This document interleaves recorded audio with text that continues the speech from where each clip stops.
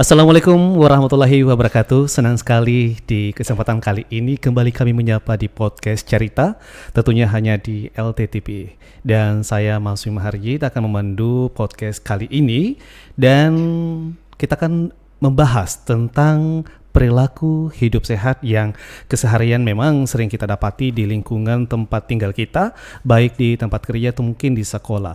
Di tengah-tengah kita di studio sudah hadir narasumber kita yang memang sengaja kita datangkan untuk kita bahas tentang perilaku hidup sehat, bersih dan maksud kami bersih dan sehat. Baik, beliau adalah Ibu Andi Kurniati SKM. Beliau merupakan penyuluh fungsional penyuluh Kesehatan Masyarakat Madya di Dinas Kesehatan. Selamat siang Ibu. Assalamualaikum warahmatullahi wabarakatuh. Waalaikumsalam warahmatullahi wabarakatuh. Gimana kabarnya siang ini? Alhamdulillah baik. Bu, kita bercerita tentang perilaku hidup sehat. Sejauh ini masyarakat mungkin masih kurang paham tentang apa itu PHBS. Mungkin bisa dijelaskan sedikit tentang PHBS. Ya, sebelum kita jauh membahas tentang PHBS, alangkah baiknya kita sampaikan dulu kenapa PHBS ini perlu, apa yang melatar belakangnya. Betul. Jadi dari dasar sebenarnya adalah dari Kementerian Kesehatan yang mengeluarkan peraturan, dan dari peraturan tersebut tahun 2011. Jadi 2011. Sudah lama ya Bu. Berarti sudah beberapa tahun yang lalu ya. Dia di situ muncul satu buku yang yaitu Pedoman Pembinaan PHBS. Jadi itu sebagai dasar kenapa program ini kita laksanakan di Dinas Kesehatan, dan peraturan ini itu bersumber dari latar belakangnya itu dari pendapat dari pakar kesehatan, yaitu Dr. Hendrik L. Bloom, yang mengatakan bahwa perilaku itu adalah salah satu faktor yang berpengaruh sangat berpengaruh dalam mempengaruhi status derajat kesehatan masyarakat. Jadi ada 4 faktor. Jadi ada 4 faktor berdasarkan yang paling sangat berpengaruh, yaitu pertama adalah faktor lingkungan pastinya. Kemudian yang kedua adalah faktor perilaku. Kemudian yang ketiga adalah pelayanan kesehatan, tersedianya sarana kesehatan di masyarakat. Kemudian yang ketiga adalah faktor keturunan. Nah, kita lihat di situ bahwa perilaku ini berada di urutan kedua. Dia sangat berpengaruh dalam mempengaruhi status derajat kesehatan, yaitu kira-kira sekitar 30%. Ya, makanya dari situ memang perlu program PHBS ini kita terapkan, kita laksanakan, terutama di bagian di OPD Dinas Kesehatan Kabupaten Selayar. Jadi berhubungan dengan perilaku tentunya adalah yang PHBS. Jadi yang dimaksud PHBS itu sendiri itu sebenarnya adalah singkatan dari perilaku hidup bersih dan sehat. Sedangkan yang dimaksud dengan PHBS itu adalah semua perilaku yang berhubungan dengan kebersihan, dengan kesehatan, di mana perilaku ini kita harapkan setiap individu atau masyarakat itu tahu, kemudian dia sadar, dia mau untuk melakukan PHBS itu, perilaku itu. Betul sekali. Dan dengan masyarakat yang ber-PHBS itu, sehingga mereka bisa menolong diri mereka sendiri atau anggota keluarganya dalam mengatasi masalah kesehatan, dalam mengatasi masalah kesehatan. Kemudian dia bisa berperan aktif, dalam setiap aktivitas di masyarakat. Maksudnya dia berperan aktif, artinya dengan dia berperilaku atau ber-PHBS itu bisa menularkan ke masyarakat. Dia sebagai contoh, sehingga kita harapkan semua masyarakat itu terutama di Kabupaten Kepulauan Selayar itu bisa berperilaku hidup bersih dan sehat. Iya. Dan tentunya dengan berperilaku otomatis akan condong ke pembiasaan Iya. ya. Jadi masyarakat memang yang harusnya yang ada beberapa lingkungan. Nah, di lingkungan itu mungkin kurang memperhatikan kebersihan lingkungannya karena faktor dari lingkungan keluarga dulu. Ketika lingkungan keluarga mereka tidak terlalu bersih, otomatis lingkungannya juga akan sama dan ini mungkin akan menjadi pemicu di tetangga-tetangga yang lain. Tidak pernah mengajak untuk menerapkan pola hidup sehat. Baik, Bu, bagaimana penerapan PHBS yang benar dan baik yang sebenarnya, karena saya pribadi juga belum paham bagaimana cara menerapkan pola hidup sehat yang benar. Ya, jadi berdasarkan apa yang saya sampaikan tadi dari peraturan Kementerian Kesehatan yang tahun 2011 itu ya telah diluncurkan buku pedoman pembinaan PHBS. Kemudian ini kalau di situ itu cuma untuk kita mulai dari di rumah tangga. Rumah tangga. Kemudian ini dikembangkan kembali sampai tahun 2016 itu sudah mencakup 5 tatanan. 5 tatanan. Elemen yang harus diikut sertakan karena di situ yang aktivitas masyarakat itu banyak di situ. Jadi kita mulai dari tatanan rumah tangga. Kalau di dalam rumah tangga memang harus diperhatikan seperti apa itu, Bu? Jadi dalam rumah tangga ada memang ditetapkan 10 indikator. 10 indikator. 10 wow. indikator 10 indikator. Jadi yang paling banyak itu kita mulai dari rumah tangga. Rumah tangga. Ini kan rumah tangga yang dasar. Iya, betul. Dasar. Di rumah tangga itu ada anak sekolah, mungkin dia bisa lanjut ke sekolahnya. Di rumah tangga juga ada yang kerja, dia bisa lanjut di tempat kerjanya. Kemudian boleh di ini, Bu, contoh kecilnya kalau seumpama di rumah ada rumah tangga. Indikator. Di antaranya mungkin bisa disampaikan. Itu yang pertama, ibu hamil itu harus ditolong oleh tenaga kesehatan. Tenaga kesehatan pastinya. Kalau seumpama bukan tenaga kesehatan, taruhlah mungkin dukun beranak atau apa, itu masih bisa nggak, Bu? Tidak bisa. Tidak bisa ya, harus. Kesehatan karena mereka kan tahu. Mereka tahu ada standar tersendiri. Betul. Seperti apa itu persalinan, persalinan yang sehat. Yang sebenarnya sehat, sebenarnya alat-alat yang harus digunakan memang sudah terstandar apa yang harus dilakukan. Mereka teknisnya supaya menghindari adanya infeksi atau komplikasi saat melahirkan. Jadi itu yang pertama. Kemudian kedua, indikator kedua, setelah dia melahirkan ASI itu melahirkan bayinya harus diberi ASI. Ini juga termasuk perilaku hidup sehat. Eksklusif. Dalam rumah tangga. Mungkin masyarakat banyak yang tidak paham ini ya. Jadi dalam tangga harus ASI eksklusif. ASI eksklusif itu anak atau bayi yang berusia 0 sampai 6 bulan hanya diberikan ASI tok. ASI tok saja.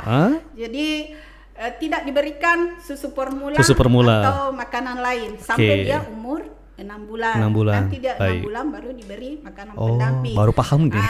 Kemudian lanjut lagi selanjutnya, ke indikator ketiga. Apa itu? Indikator ketiga, bayi atau balita itu dibawa ke posyandu. Berarti termasuk juga, Bu, ya, untuk pola hidup sehatnya itu. Dilakukan penimbangan secara berkala supaya kita mengetahui anak ini stunting atau tidak, pertumbuhannya. Betul. Mengetahui pertumbuhan dan perkembangan anak itu. Selanjutnya harus kita menggunakan air bersih. Air bersih. Air bersih. Ini apa ya? Sangat ini juga sih, Bu, kalau seumpama di kalangan masyarakat yang memang ekonominya ke bawah mungkin masih agak terbatas. Tapi kalau untuk air minumnya masih ini. Tapi kalau untuk air bersihnya kan ada syarat-syaratnya. Ada syaratnya juga. Biar pakai air, bukan air ledeng, air sumur, yang penting kan memenuhi syarat kesehatan. Ada syarat kesehatan juga, tidak berbau, tidak berasa, tidak berwarna. Itu air bersih. Kemudian kalau dia pakai air bersih, tentu ikut juga dengan indikator yang keempat. Dia cuci tangan. Cuci tangan. Pakai air bersih dan sabun. Betul. Setiap sebelum dan sesudah. Ini Bu, makan. yang biasa jadi apa ya, kayak pembiasaan yang dianggap sepele, cuci tangan. Karena kan biasanya anak-anak di rumah atau mungkin anggota di rumah tangga itu ketika kita mau makan udah nggak terlalu memperhatikan. Kalaupun juga kita mungkin Ibu Kurnia punya anak terus nyuruh tiba-tiba bentar doang nggak pakai sabun, itu gimana Bu cara penerapannya supaya mereka itu kayak sudah menjadi habit pembiasaan mereka kalau semama iya. Tentunya dari orang tuanya. Dari orang tuanya dulu ya, harus tegas. Jadi cuci tangan itu bukan sekedar cuci tangan yang seperti biasanya. Nah, itu dia. Sekarang dari WHO itu diatur lagi. Oh, sudah ada pengaturan lagi. Ada 6 langkah cuci tangan. 6 langkah cuci tangan. Itu yang pertama telapak tangan, ya. Nah, jadi, ini termasuk air yang mengalir dan pakai sabun. Pakai sabun, iya. Telapak tangan, punggung tangan, kedua, Oke. sela-sela jari, ya. Kemudian ini buku-buku tangan, Jadi ini ya. Kemudian kukunya dikasih ini supaya hilang kotoran itu.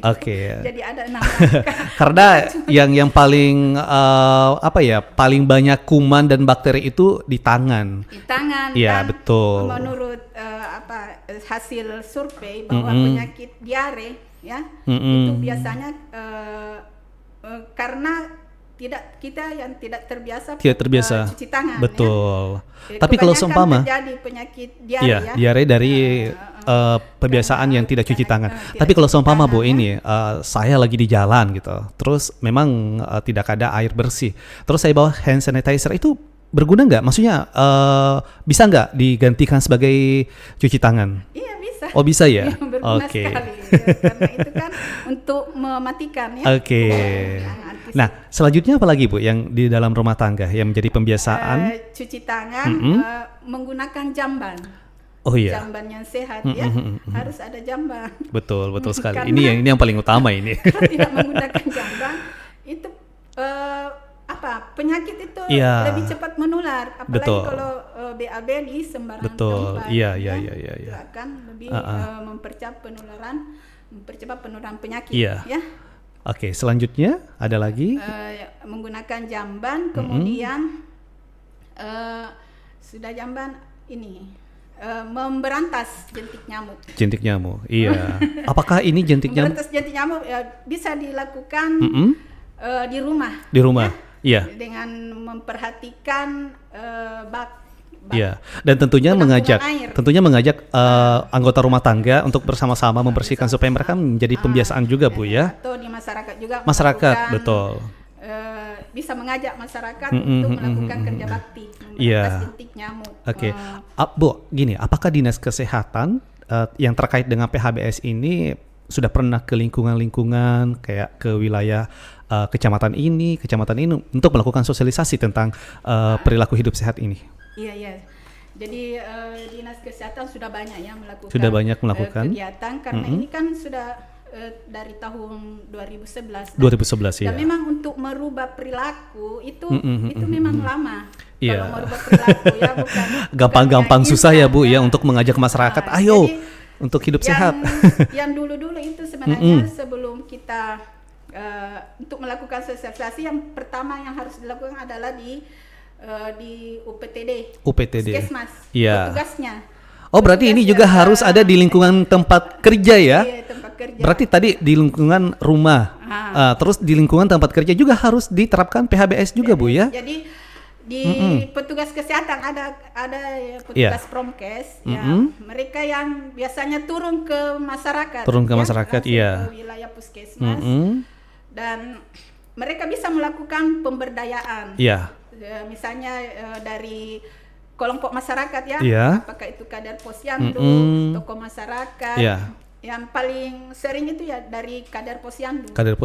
Kita berdayakan sehingga dia bisa menyampaikan ke masyarakat, kader posyandu. Jadi itu yang pertama petugasnya. Kemudian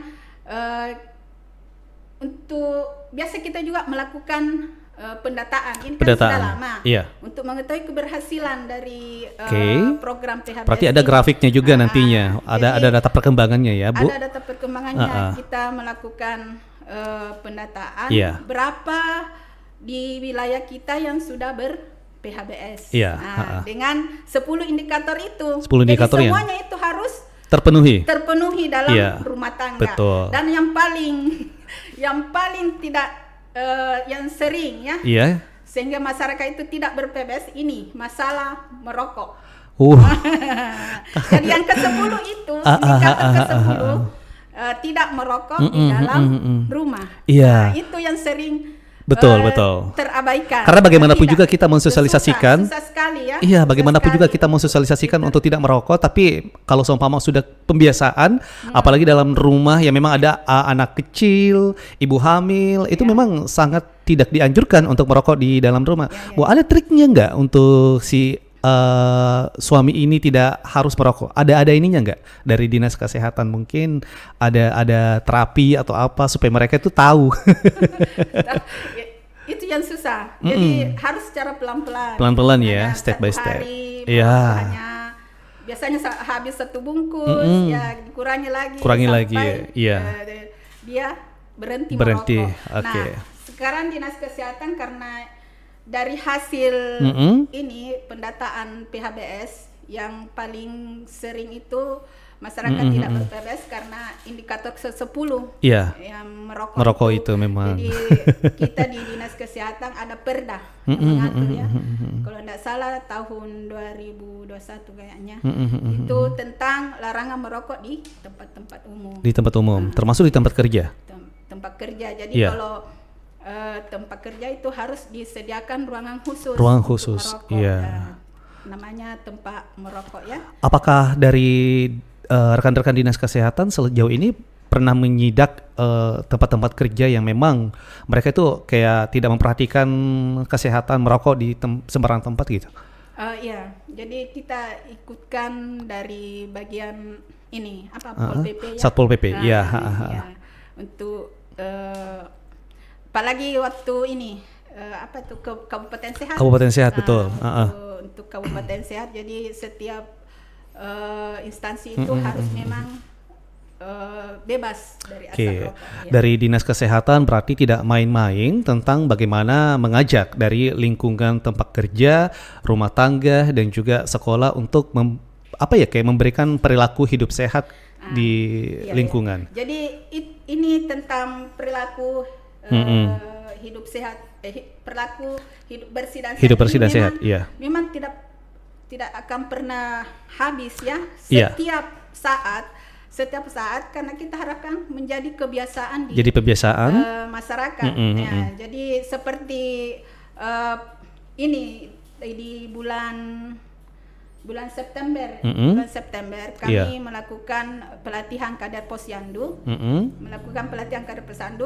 di situ kita masih tetap memberikan materi tentang menyelipkan PHBS, sosialisasi, PHBS. Karena ini memang ini adalah rutinitas kita. Bukan harus terputus kalau semua sudah kita sosialisasikan stop, tapi tetap ya. Ini kan memang sudah menjadi dalam kehidupan setiap orang ya. Dan masyarakat itu harus memang kita jalani dan bukan cuma lewat pelatihan tapi harus juga lewat media-media ya kayak poster, iklan. Nah, itu masih tetap kita tempel ya di sarana kesehatan seperti di rumah sakit, puskesmas ya. Jadi tetap berlanjut ya. Bu, tadi kan kita sudah bercerita atau membahas tentang perilaku hidup bersih dan sehat di lingkungan tempat tinggal, terus lingkungan kita, terus di tempat kerja. Nah ini sekarang kita ke sekolah karena kan bagaimanapun juga ini merupakan virus baik yang harus kita berikan kepada anak-anak yang masih duduk di bangku sekolahan untuk menjadi pembiasaan mereka. Itu bagaimana Bu? Untuk memberikan mereka pengetahuan ke sekolah-sekolah atau bagaimana? Jadi di puskesmas itu biasanya ada yang ke sekolah-sekolah ya. Oh, ke sekolah-sekolah. Sekolah-sekolah melakukan pemeriksaan kesehatan. Sekaligus itu sosialisasi PHBS. Jadi salah satu juga untuk lebih meningkatkan di tingkat sekolah mereka ber-PHBS itu kita juga pernah melakukan lomba sekolah sehat. Lomba sekolah sehat. Sekolah Waduh, sehat. keren banget ini. Iya, jadi yang kita libatkan di sini adalah untuk supaya tatanan sekolah sehat itu, sekolah yang ber-PHBS itu lebih bagus. Jadi kita pendekatannya itu di mana mereka yang beraktivitas di situ, jadi muridnya, murid-muridnya, gurunya, penjaga sekolah, ya. Jadi kita tetap melakukan memasyarakatkan PHBS dengan tentunya ini lebih sedikit dari rumah tangga ya, indikatornya itu lebih sedikit. Lebih sedikit, tapi lebih disesuaikan dengan tempat mereka beraktivitas, tempat mereka. Jadi yang pertama itu cuci tangan. Tetap ya. Cuci tangan, kemudian dia mengkonsumsi jajan atau makanan yang sehat di kantin. Yang bergizi. Dan ini juga kantinnya harus disampaikan juga ya.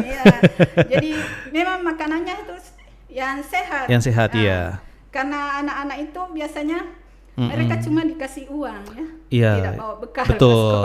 Jadi ya sekolah harus memperhatikan kantinnya. Apakah dia menjual makanan yang sehat. Dan ini termasuk juga indikator dari PHBS di sekolah. PHBS di sekolah. Kantin. Kemudian tetap melakukan ini penting juga aktivitas. Aktivitas fisik, berolahraga. Harus. Olahraga. Jadi itu termasuk. Jadi juga tidak merokok. Tidak merokok ya. Ini sesuatu hal yang pasti ini. Sekolah. Dan ini kan tadi sudah dijelaskan walaupun memang indikatornya sedikit di sekolah, tapi ini merupakan sebuah acuan bagi generasi muda untuk bisa menerapkan pola hidup sehat baik di lingkungan tempat tinggal, sekolah dan di lingkungan dimanapun juga mereka berada. Ini kan menjadi pembiasaan mereka. Bu, apakah dari Dinas Kesehatan terkait dengan kesehatan di pola hidup sehat ini, apakah tidak ada ancang-ancang gitu untuk memilih sebagai anak sekolah sebagai duta kesehatan gitu supaya mereka menjadi perpanjangan tangan dari Dinas Kesehatan untuk mengajak dari teman-teman yang masih milenial untuk bisa menerapkan pola hidup sehat? Ya, bagus sekali. Iya. Itu bagus. Kayak ini ada kan dokter Iya, betul. Nah, dari mereka kan kita tahu, mereka bisa. Mereka bisa kayak memberikan gambaran ke teman-temannya dan mengajak untuk melakukan pola hidup sehat. Ini masukan untuk Dinas Kesehatan, apalagi kan kita terfokus nggak mesti harus kita flashback. Karena kedepannya kita akan berhadapan dengan kaum milenial. Dan kaum milenial itu tidak lepas dari gadget. Nah, untuk penerapan pola hidup sehat pun juga kampanyenya ada juga. Generasi, ya. Iya, betul sekali. Tapi di sekolah memang ada UKS ya. Ada. UKS, usaha kesehatan sekolah. Disitulah kita beri dia muatan-muatan tentang PHBS. Pengetahuan-pengetahuan. Betul. Dan tentunya rekan-rekan dari Dinas Kesehatan tidak kayak stop di satu titik saja. Selalu memikirkan bagaimana supaya ini PHBS tetap jalan. Jadi setiap membuat perencanaan betul. Apa yang selalu kita ikutkan. Betul. Bu, sejauh ini tantangan atau kendala yang dihadapi oleh rekan-rekan Dinas Kesehatan ketika mengajak masyarakat atau stakeholder untuk menerapkan pola hidup sehat, apa saja kendalanya? Kendalanya itu seperti merokok. Agak susah Bu ya untuk mengajak merubah perilaku mereka. Selain merokok apa lagi? Biasa yang merokok ini yang membawa anak balitanya ke posyandu. Membawa anak masih kurang paham mereka. Tentang pentingnya memantau pertumbuhan anak. Padahal sangat penting ini. Masyarakat belum terlalu sadar. Atau mungkin dia takut. Karena gini Bu, saya pikir di posyandu pun juga atau di Dinas Kesehatan ada kayak buku yang ada grafiknya. Jadi bulan jadi bulan ini. Jadi makanya harus dibawa terus ke posyandu untuk untuk diperhatikan. Apalagi sekarang kan isu nasional ya yang stunting. Ya, itu. Iya, apalagi sekarang kan stunting itu menjadi ancaman. Masyarakat itu ada juga yang memang gampang sekali kita berikan sosialisasi. Ada juga ada yang bebal, yang bermasa bodoh. Itu yang ngerti. Tapi itu itu sebenarnya ya, masyarakat itu harus tahu dulu baru dia sadar. Betul. Dia harus sadar baru dia mau melakukan itu. Ya, semoga saja melalui podcast ini masyarakat lebih paham dan mengerti bagaimana penerapan pola hidup bersih dan sehat dan kayak tadi sudah kita sampaikan. Ibu Kurnia juga menyampaikan untuk tidak preventif. Iya, betul.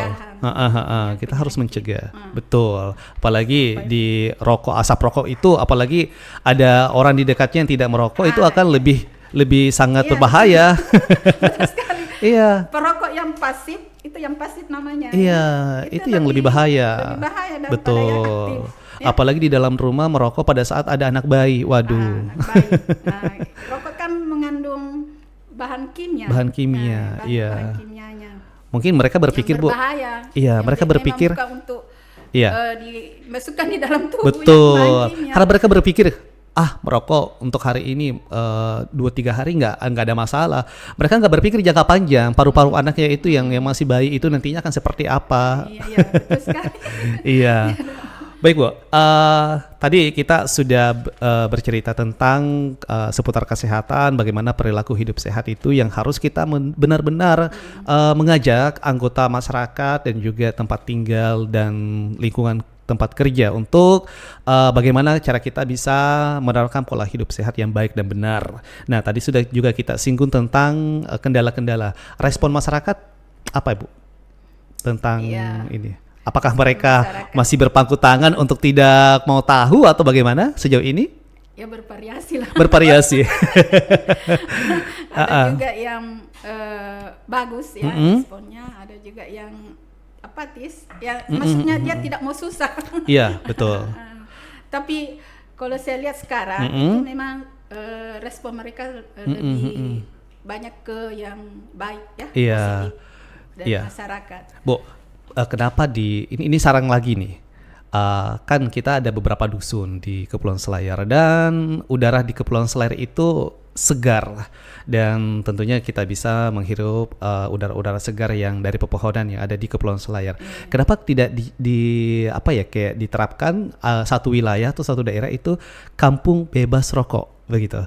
Kayak di Bali gitu ada kampungnya. Di Iya, kenapa Bu tidak diterapkan di ini? Padahal udara kita segar loh di Kepulauan Selayar. Ya kedepannya ya. Ini masukan ya juga untuk Dinas Kesehatan supaya nanti lebih kayak lebih bekerja lagi. Kayak ini juga ada Kampung KB. Kampung KB. Walaupun kita sudah lihat kinerja kerja dari rekan-rekan Dinas Kesehatan, tapi ayo kita semangat lagi untuk bekerja untuk bisa merubah pola hidup dari masyarakat yang tadinya tidak sehat menjadi sehat. Sehat dan lingkungan menjadi bersih. Betul sekali. Oke, terakhir pesan dan harapan Ibu untuk masyarakat terkhusus Kabupaten Kepulauan Selayar.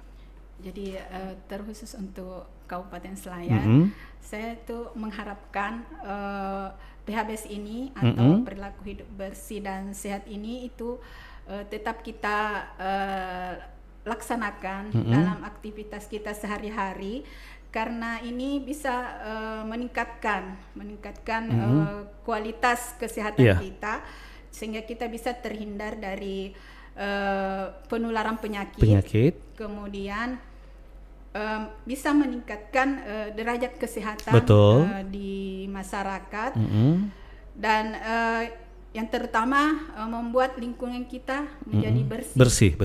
Bersih ya. Jadi dengan lingkungan yang bersih, kemudian kita berperilaku yang sehat. Oke, baik Bu Kurnia, terima kasih untuk kebersamaannya di kesempatan kali ini di podcast Carita di LTTP.